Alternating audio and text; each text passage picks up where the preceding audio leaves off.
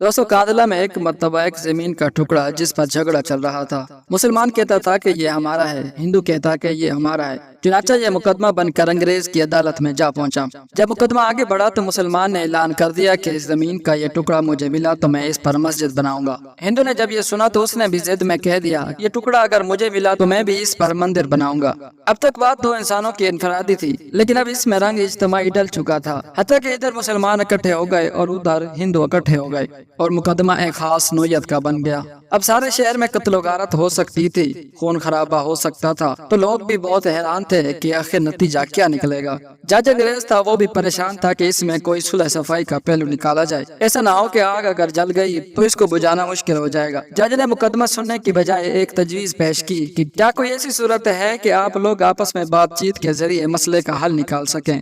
तो हिंदुओं ने एक तजवीज पेश की कि हम आपको एक मुसलमान का नाम तन्हाई में बताएंगे, आप अगली पेशी पर उसको बुला लीजिए और इनसे पूछ लीजिए। अगर वो कहें कि ये मुसलमान की जमीन है तो उनको दे दीजिए, अगर वो कहें कि ये मुसलमान की जमीन नहीं तो हिंदुओं को यानी कि हमें दे दीजिए। जब जज ने दोनों फरीकैन से पूछा तो दोनों इस पर राजी हो गए। मुसलमानों के दिल में यह बात थी कि मुसलमान है, जो भी हुआ वो तो मस्जिद बनाने के लिए बात करेगा। चुनाचा अंग्रेज ने फैसला दिया और चंद दिनों की तारीख दे दी कि इस दिन आना और मैं इस शख्स को भी बुलवा लूंगा।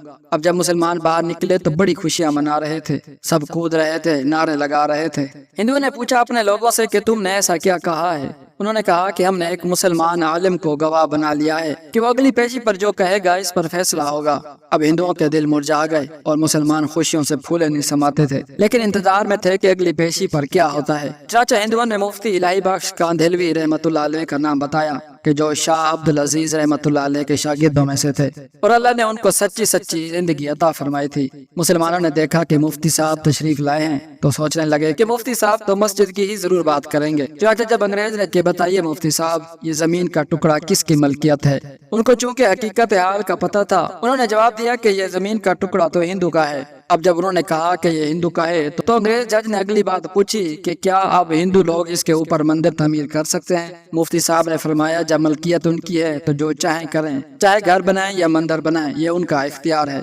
चुनाचा फैसला दिया गया कि यह जमीन हिंदू की है, मगर अंग्रेज जज ने फैसले में एक अजीब बात लिखी। फैसला करने के बाद लिखा कि आज इस मुकदमे में मुसलमान हार गए मगर इस्लाम जीत गया। जब अंग्रेज जज ने यह बात कही तो इस वक्त हिंदुओं ने कहा कि आपने तो फैसला दे दिया है, हमारी बात भी सुन लें। हम इस वक्त कलमा पढ़कर मुसलमान होते हैं और आज ये ऐलान करते हैं कि अब हम अपने हाथों से यहाँ मस्जिद बनाएंगे।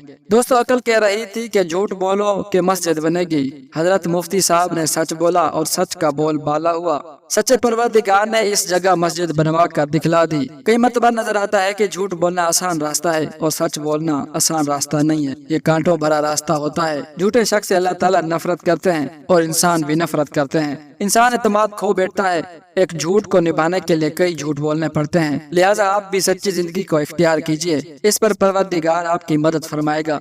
लेकिन शर्त यह है कि आपका अल्लाह पर कामिल यकीन हो कि वो सच का खुदा है और हमेशा सच को ही पसंद करता है।